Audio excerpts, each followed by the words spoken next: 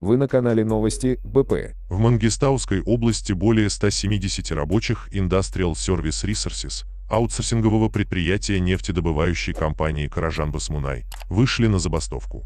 Работа на месторождении приостановлена. На отправленной рабочими видеозаписи заснято около сотни людей, стоящих на площадке на фоне рабочего городка. Маңғыстау облысы ауа Каражанбасмунай деген кен орнында болып жатқан забастовка. 50% ақша сұрап жатырмыз айлығын көтеру үшін. Сол қазір Литицен деген президентімізді күтіп отырмыз. Хат жолдап жатырмыз Алик Айдарбаевқа. Сол дәл қазір кешкі сағат 7:40 1 желтоқсан.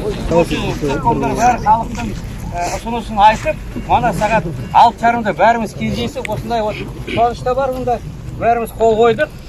Осы хатты сіздің көзінше 50% сұрап жатқан, біздің еңбек ақымызды сұрап жатырмыз бұл жерде. Сіздің көзінше осы жұмыс беруші қолына сатқызайын деп жатыр.